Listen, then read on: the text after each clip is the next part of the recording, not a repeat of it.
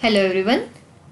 So today we will talk about one very important technique in statistics known as bootstrap. Okay. So have you heard the word bootstrap as English word? Statistics you might have heard, data mining you might have heard. But as an English word, do you know what is the meaning of word bootstrap?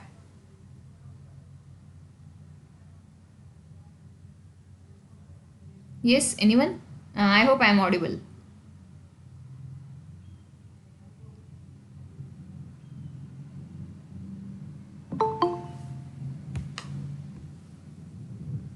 Am I audible? Yes, ma'am, you are audible. Okay. So, have you heard the word bootstrap? Or maybe you can quickly Google also right now. What is the meaning of the word bootstrap as an English word, not as the statistics word?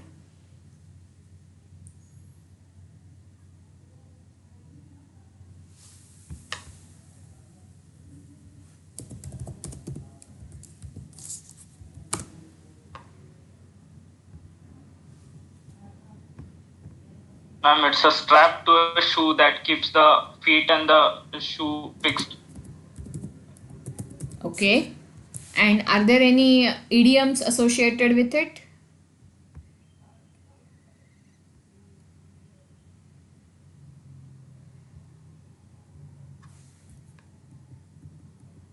Or what is the meaning of the verb bootstrap? Specifically, search what is the meaning of the verb bootstrap.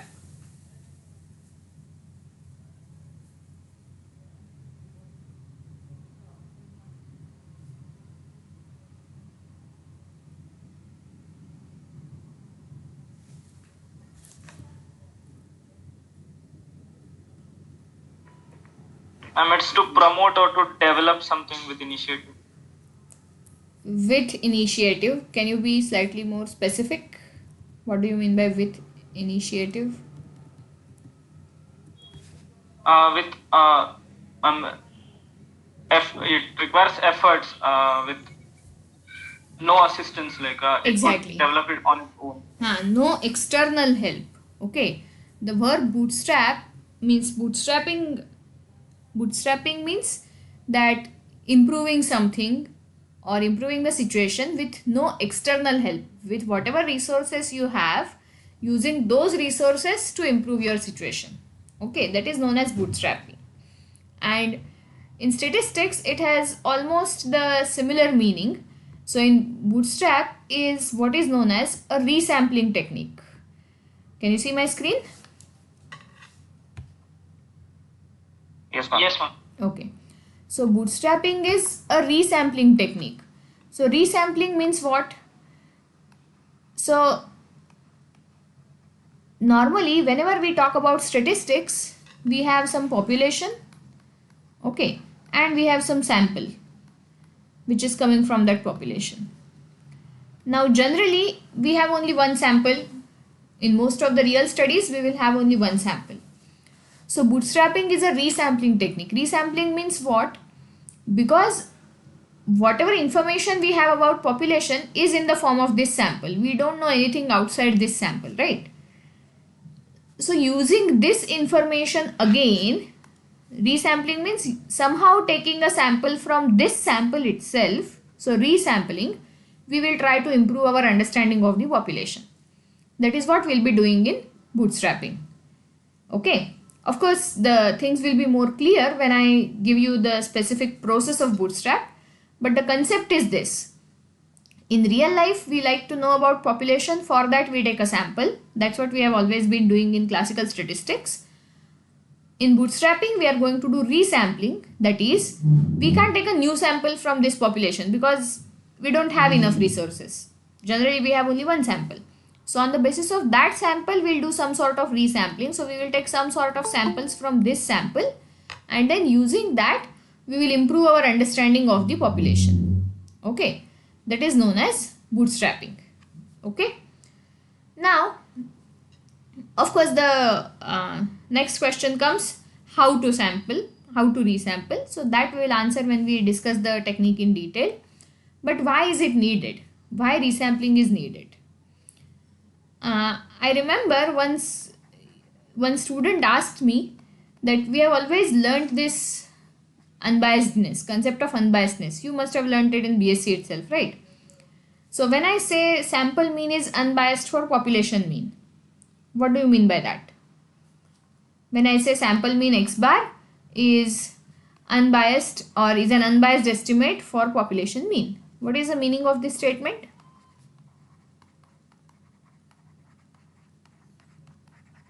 Yes? What is the meaning of this statement? Unbiasedness means expectation of x bar equals to. Hello? Huh. Yes, unbiasedness means? Expectation of x bar equals to mu means we are expecting the value of mu equals to x bar. Okay. So, Sample represents the population, correct? Okay, expectation of x bar is mu. This is your classic textbook definition. Fine. But what does it mean? If I don't understand what does it mean, how would you explain this to me in some other words? What do you mean by expectation? What do you mean by taking expectation of x bar?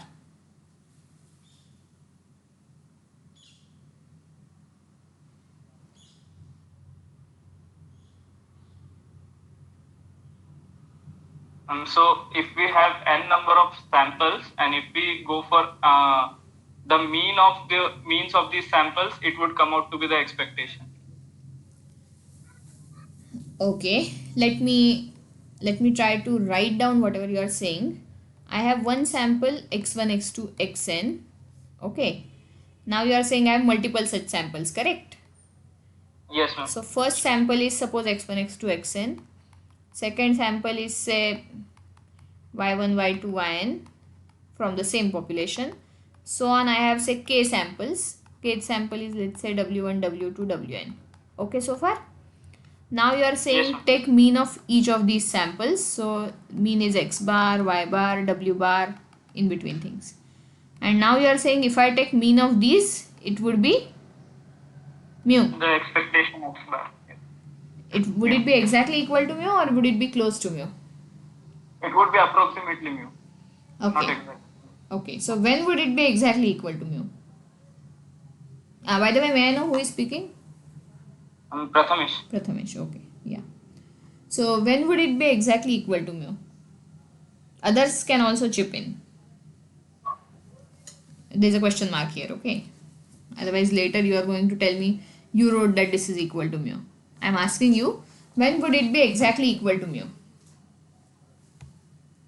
Ma'am, it would be when the number of samples that we have is very large. Like the n should tend to infinity. Only in that case we N can or say it's K? equal. N or K? K here. Number of samples, K. If I have a finite sample, finite population. Suppose my original population consists of say 100 observations. Okay. And my n is say 20, sample size is 20. Then infinity means what here? K should be tending to infinity means what?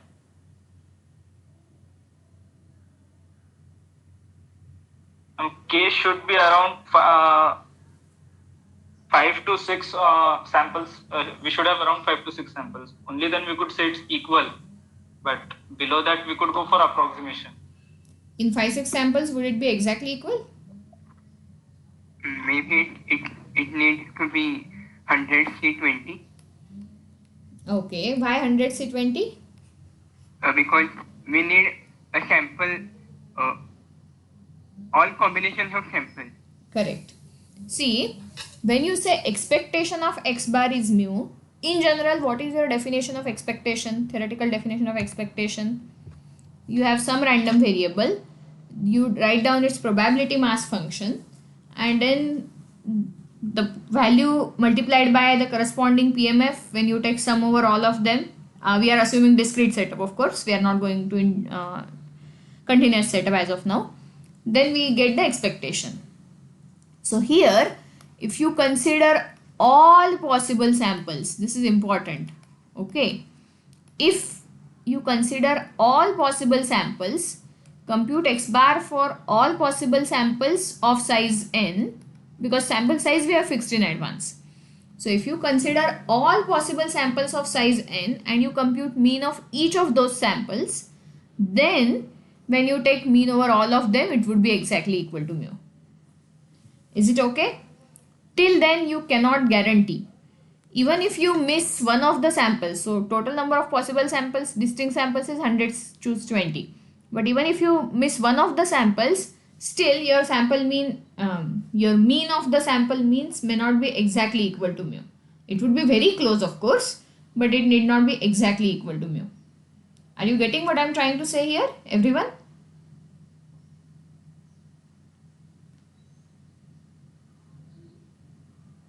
Is anyone getting what I am trying to say here? If not everyone? Yes, ma'am. Okay. So what I was telling initially is, one student once asked me that if I have just one sample, okay, just one sample, can I verify unbiasedness? So what is your answer? On the basis of one sample, can I verify unbiasedness? Right now we saw, if I have all samples, then I can verify. I will compute mean of each sample, then I'll take mean of all those sample means, and if it turns out to be mu, then I'll conclude yes, x bar is unbiased for mu. Theoretically, how to verify you already know. But now I want to verify on the basis of samples only, but I have only one sample. So is it possible to verify unbiasedness on the basis of single sample?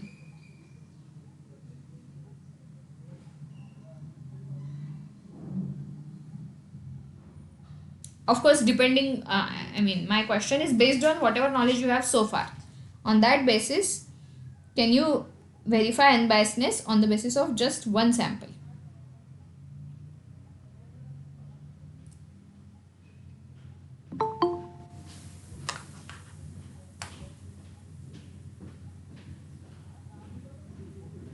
Yes.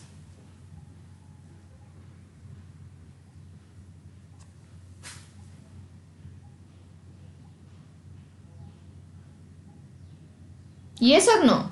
It's a yes no question. Can you verify unbiasedness on the basis of exactly one sample?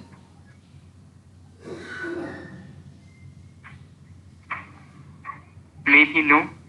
No, we can't, because on the basis of one sample, I will know only one value of x bar, and even if that value, if I am lucky, if I am too lucky, and even if that value turns out to be exactly equal to mu, still there is no guarantee that when I get all the other values, their mean would be equal to mu. Okay, so on the basis of one sample, you can never verify unbiasedness empirically. Okay, similarly, there comes the concept of distribution of estimate. Have you studied canness in inference? Can is consistent and asymptotically normal. Did you do that?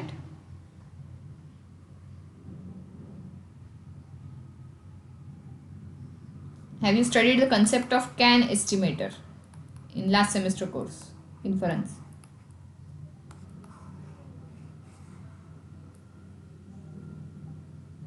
Again, it's a yes no question.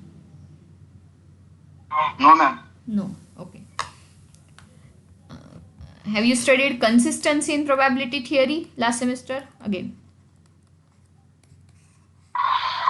Yes, ma'am. Okay. What is consistency? Consistent. Or let me make it simple. What is convergence in probability? What is the definition of convergence in probability?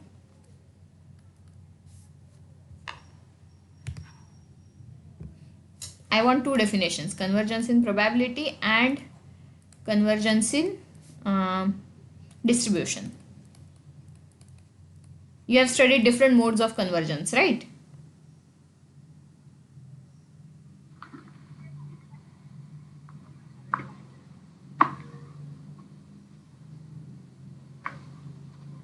Have you studied different modes of convergence of random variables? Yes, ma'am. So what are the other modes? Two I wrote already. What are the other modes of convergence? Distribution in arc mean. Arth mean, convergence in arth mean, and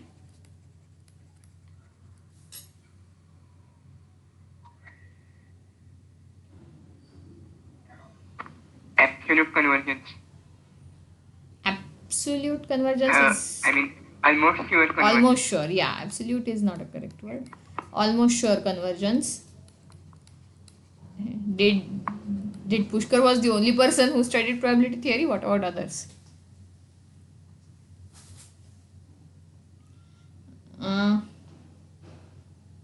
Maybe one more.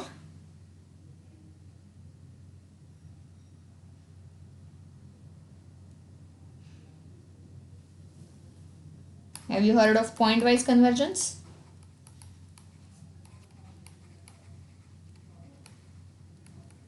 Have you heard of point-wise convergence? Yes, ma'am. Okay. So now tell me what is the definition of convergence in probability and convergence in distribution. Those two we need.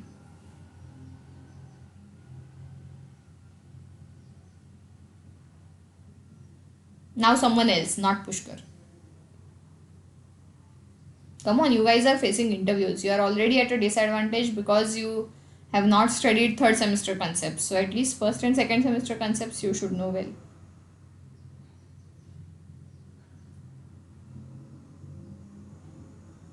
You don't remember, or you kept it as optional, or you assumed you don't need to study because you can anyway copy in an online exam.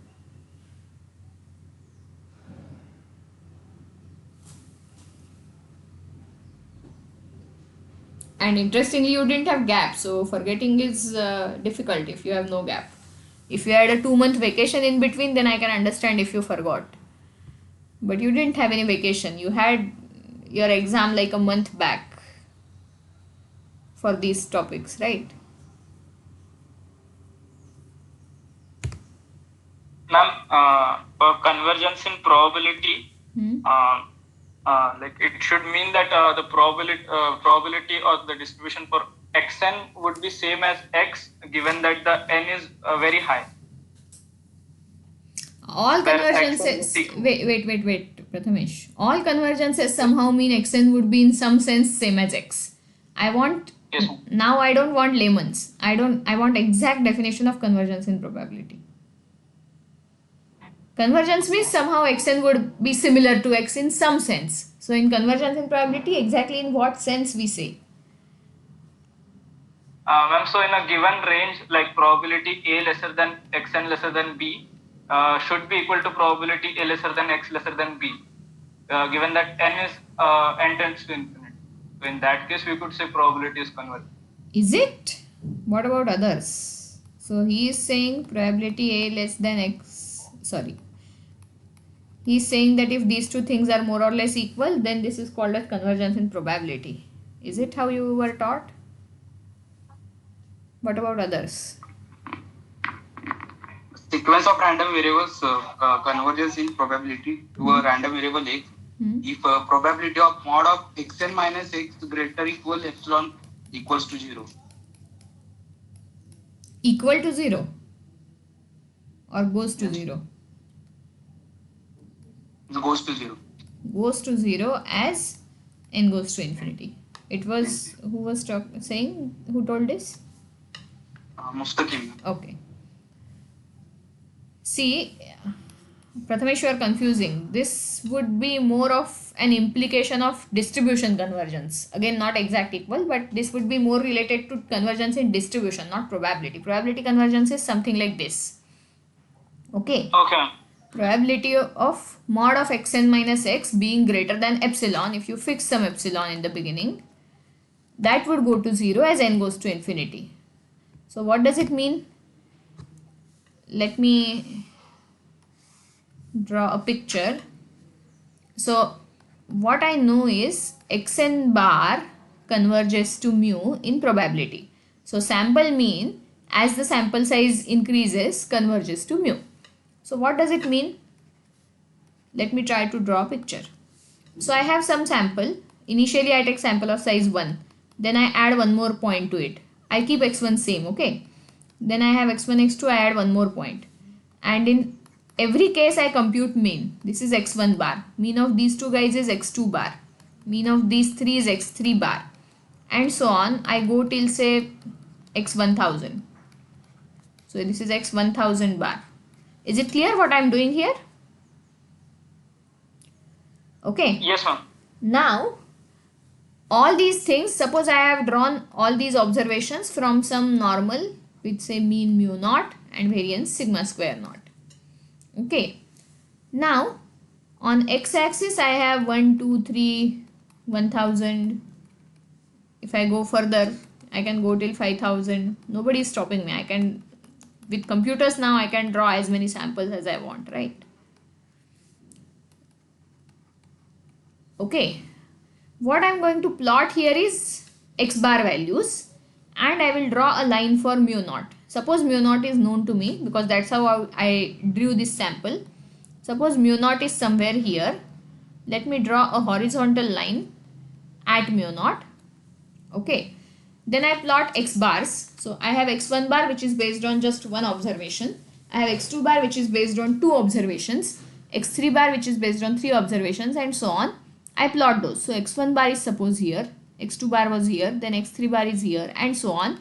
Somehow points are here and there. Okay. Now I draw some lines at, I fix some epsilon positive, and then I draw line at mu naught plus epsilon and mu naught minus epsilon. Okay. So this is mu naught plus epsilon and this is mu naught minus epsilon.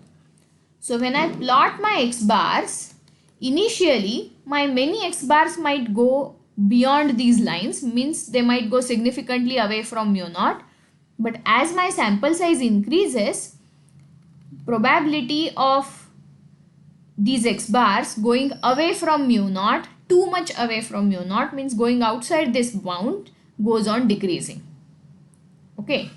So if I want to, actually compute or estimate this probability, then maybe suppose at 10. So at 10 I see how many of these x bars were outside the bounds. I record them. I check the proportion. Suppose that proportion is say 30%. Then at 50 I see how many are outside. Maybe it becomes 20% and so on.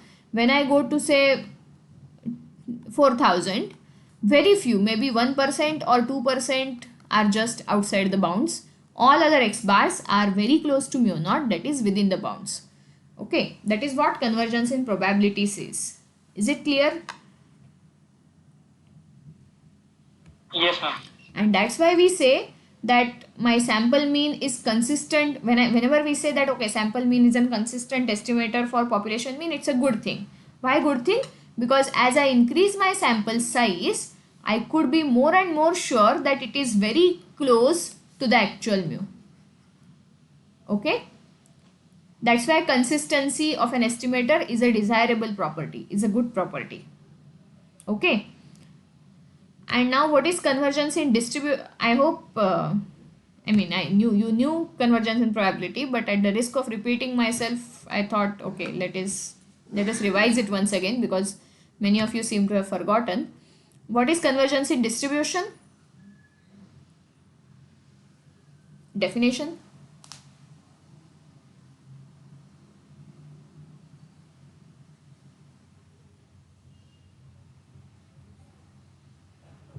Even if you tell me just definition, it's fine. I won't ask for explanation. Don't worry. Here, that's what I did, right? I just asked you the definition. Ma'am, limit n tends to infinity. F of xn, that is CDF of xn is equals to f of x. Okay, so generally we write as this. CDF of xn at some point a, as n goes to infinity, will be equal to CDF of x at that point a for every a in where? Every a belonging to which set?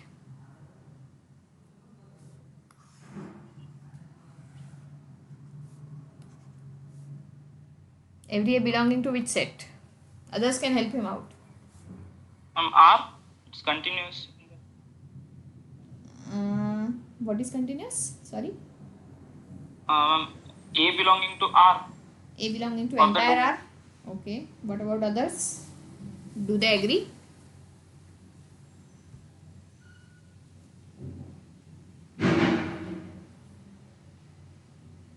Hint is maybe it has to do something with the this CDF. I mean, your answer can work for some X but not for all X.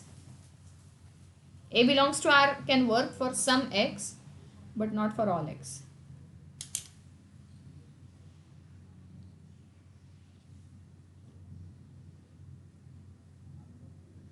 A would basically belong to the domain of X, but No, not necessarily domain of X, because distribution function you define for entire R. yes, ma'am. Any random variable, even if support is finite, distribution function is defined for entire R. So A doesn't have to belong to domain of X, but A has to belong to some other set.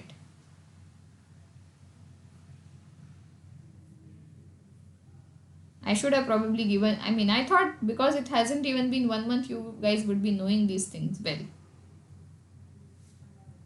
I should have probably given you time to revise.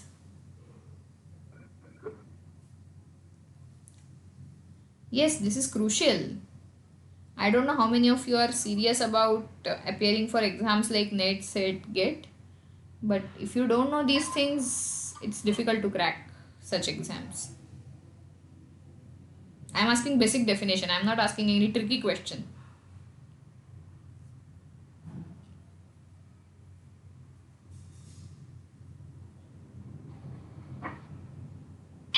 On X attribute fx A is continuous.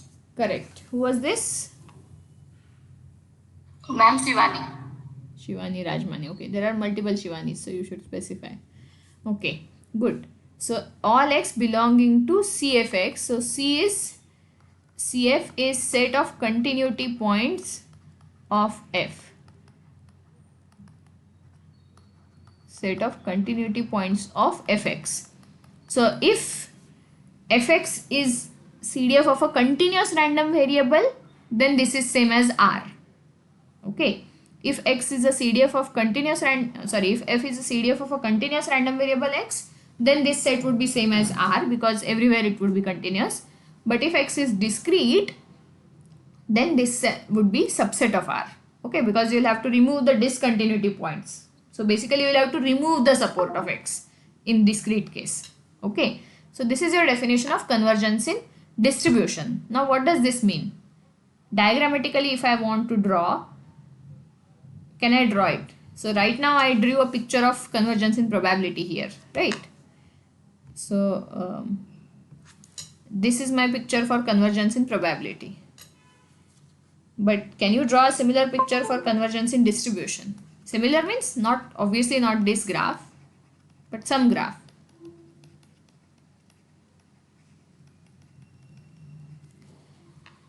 I like drawing pictures because I feel that makes your understanding more concrete. If you try to draw pictures of these abstract concepts, I feel it makes your understanding more concrete.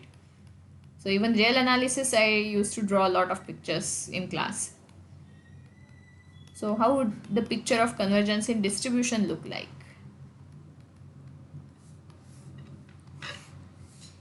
We know that again we can use the same example. X bar converges in distribution, or it is also known as convergence in law, to mu. So again, if I take say sample mean of a normal random variable, so xn bar mean based on n observation converges in law or distribution to mu as n goes to infinity. So you can use the same example. Any idea how can I draw the picture?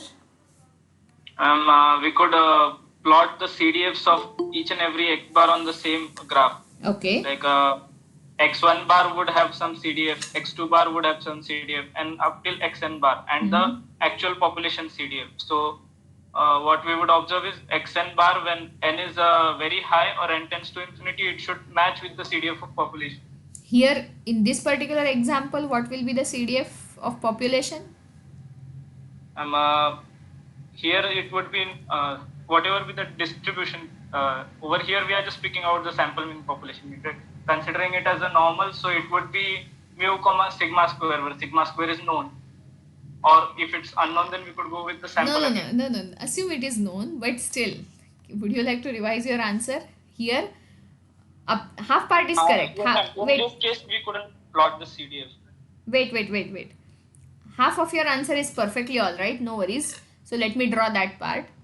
So suppose I'm drawing randomly. Okay. So suppose this is my sorry. This is my say CDF of x1 bar. Then you said that let me draw CDF of x2 bar. So CDF is going to be some curve, some increasing curve, say x3 bar and so on. So as you increase n, you said that it should converge to some CDF. So here in this particular case, what would be CDF of this? It should converge to CDF of x, right? And here my x is mu. So what would be the CDF here? Yes. Others can also help. Half of answer he has given.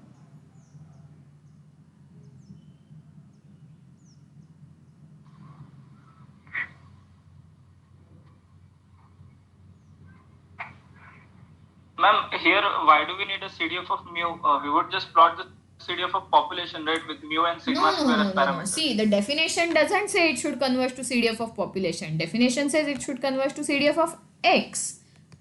See, let me go back to the definition. You can't change the definition. Come on.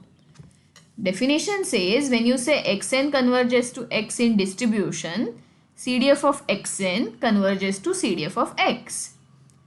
Now I am saying that xn bar, if you say if xn bar converges in distribution to mu, then, and does xn bar converge in distribution to mu in the case of normal distribution?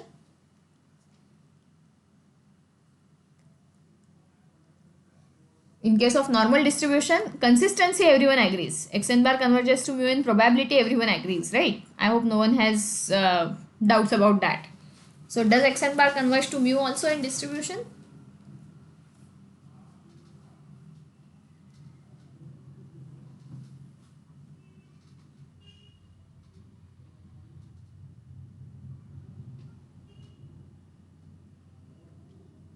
Yes.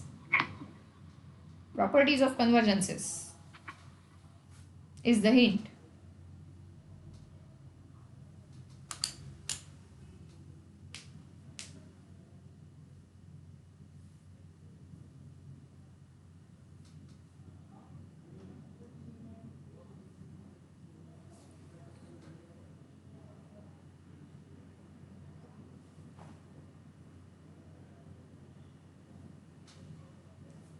Which convergence implies which convergence? Convergence in probability implies convergence in distribution. Correct. So the picture is something like this, right? You have almost sure convergence here. Then you have convergence in Rth mean here. So they don't imply each other. Then you have convergence in probability here sitting at the base of y. Because almost sure implies convergence in probability. Convergence in Rth mean also implies convergence in probability. And convergence in probability implies convergence in distribution. Correct? This y shape Yes, ma'am. you should always remember. So, if you agree that xn bar is consistent for mu, then xn bar converges in distribution also to mu. So, if I write xn bar converges in distribution to mu, then CDF of xn bar should converge to CDF of mu. Now, what is CDF of mu is my question. And this I agree is a tricky question. Here I agree. This is not a definition question. This is a slightly tricky question, but not too difficult.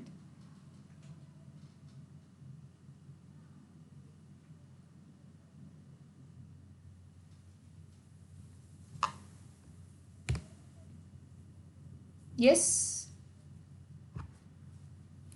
If I want to draw CDF of mu here, how would it look like? Anyone is It free? would, Huh. hello ma'am. Yes. Maybe it would look like a CDF of xn. CDF of xn means what?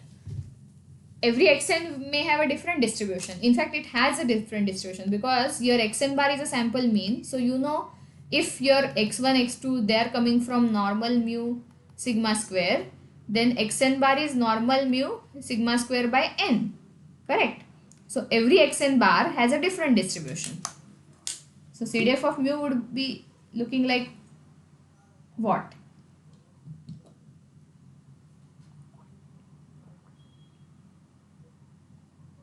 And I always say this, don't forget whatever you have learnt in BSc first year, maybe your very first class. Not first class, but yeah. Maybe. Mu is a constant, right? Then? So in this case, it would be a straight line, like it would be a straight line means what? It would be parallel to your x-axis and intercepting y. Intercept at what height? At height mu. Is it? No. CDF value can't be mu. Mu can be No. Yes. negative. At 1. Yeah, you're almost Yes, there. ma'am. It would be a uniform 0 to 1. Yes. Oh, no. Don't go away. Don't go away. You were coming close, but now you're going away. It won't be uniform 0, 1. Come on. CDF has, distribution of CDF is uniform 0, 1. CDF is not uniform 0, 1.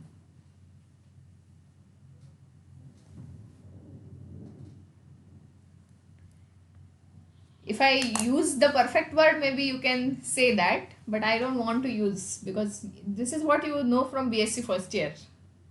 CDF of a constant. How would it look like?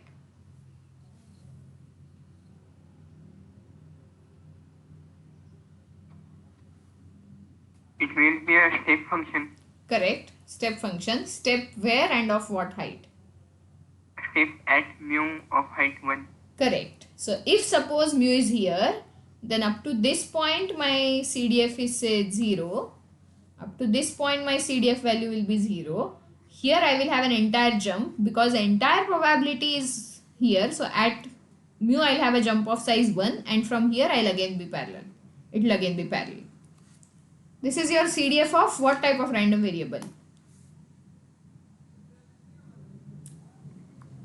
Degenerate. Degenerate. Something is constant means it's a degenerate random variable. So CDF has exactly one jump and that is at that point, the value. Okay, so this is going to be CDF of mu. So when you plot CDFs of x bar, x1 bar might be something like this, x2 bar might be something like this, x3 bar might be something like this. So it will become more and more similar. So somewhere x5000 bar, let me plot by a different color. So x5000 bar might be like very something like very close to this. Can you see black line? So Yes, x5000 bar might be something like this, x10000 bar might be further close to the red line and so on. Okay, this is what convergence in distribution would look like if my final random variable is degenerate. If of course you have something what you do in canness, so let me define can thing also for you. So we say an estimator is can if it is consistent and asymptotically normal. Okay, so most of the standard estimators that we use have this nice property. So you know, if I am again in the normal setup, then x bar is consistent for mu, that you know, but at the same time root n x bar minus mu upon sigma hat, if you want you can write sigma hat, this converges in distribution to standard normal random variable. Okay, then we say that x bar is asymptotically normal. Why? Because with appropriate scaling factor, which is root n, the asymptotic distribution, asymptotic means as n goes to infinity, so distribution of x bar minus mu when scaled by this factor converges to distribution of standard normal.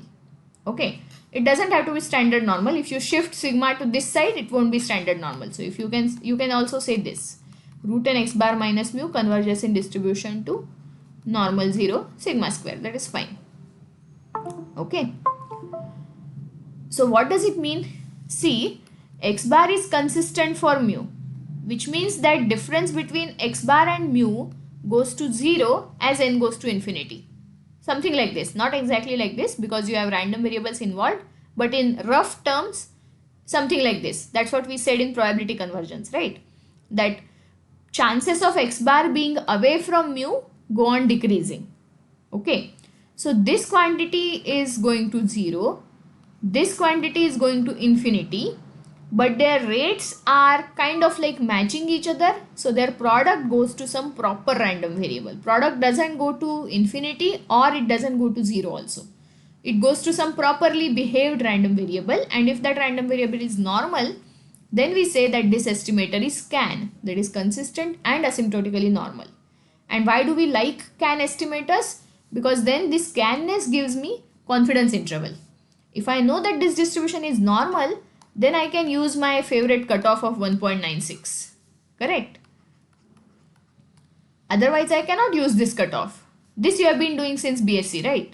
Confidence interval for mu, when you want to give, you give it as x bar plus or minus 1.96 times sigma by root n. So why do you use 1.96? Because the distribution of x bar asymptotically when you scale with appropriate thing is normal. So you can use the standard normal cutoff. So you need a CAN estimator so that you can use the normal cutoffs. Are all the estimators CAN? No. Sometimes estimator need not be asymptotically normal even if it is consistent. A typical example is if I have say sample coming from uniform 0 theta. Okay. So what are the consistent estimators for theta? Again, you did not do consistency, I think, in last semester inference course. That's what you told me. But still, any ideas what would be estimators of theta? If I have sample from uniform 0 theta, what could I possibly say about theta? X bracketed n, that is ordered statistic. Correct. Largest observation. Okay, x ordered n would be consistent for theta. Okay, it can be proved. You might have proved in convergence in priority, you might have taken this example. I don't know. Did you do this? X ordered n converges to theta? Something like this? In convergence in Yes, priority? ma'am. Yeah. Now in this case, what we know is because all my x1, x2, xn are coming from, am I still in? Can you hear Yes, me? ma'am, you are connected. Okay, because it is saying password required. I don't know why. If I'm connected to internet, why do I need password again? Okay. Please, I mean, okay. How can you let me know if I get disconnected? Okay. x1, x2, xn. If it is coming from uniform 0 theta, then x ordered n minus theta, if I consider with appropriate scaling here, can it have normal distribution? Yes, ma'am, it should have a normal distribution in this case since it is converging. Okay, what about others? Do they agree with Prathamesh?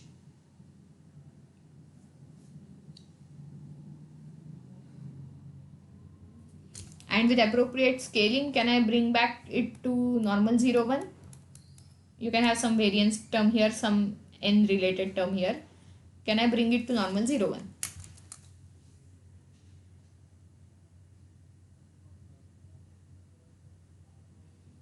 Think. Others should also think.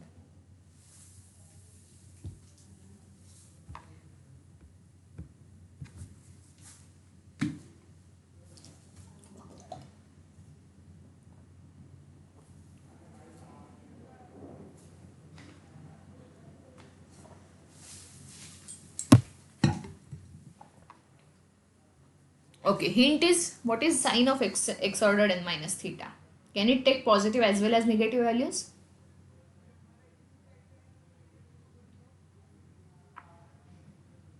It will be always negative. No? Correct. largest observation can never be greater than theta, because your sample is coming from uniform 0 theta. So you can never have values larger than theta. So ideal process is to consider this. So when you consider theta minus xn, it will always be positive. So even if you do some sort of scaling here and here, it can never converge to normal 0 1, because normal 0 1 has 50% of the observations to be negative. Okay. So it can actually be proved that n times this actually goes to exponential, not normal. Okay. In this case, root n doesn't work because the rate of convergence is different for root n. So this goes to 0, agreed. Still, overall it doesn't go to normal. You need rate of n, and then with n going to infinity, this going to 0, the product goes to exponential, not normal. Okay. So that's why canness has been defined. Not every estimator is can. Not every estimator is asymptotically normal, and not every estimator is consistent. Okay. So Yes. yeah. So I think it's time for me to stop here. But do remember that you are supposed to know all these probability theory things. We did not teach you this just to kill some time of you or some time of us. When you are studying data mining, you should have all these things in your mind at the background. Then only you'll be able to appreciate the mathematical beauty of it, and that again, that's what is going to be your specialty. Engineers will study data mining fine, but you are going to bring in these mathematical depths to it. Okay, let me stop here. Thank you. Thank you, ma'am.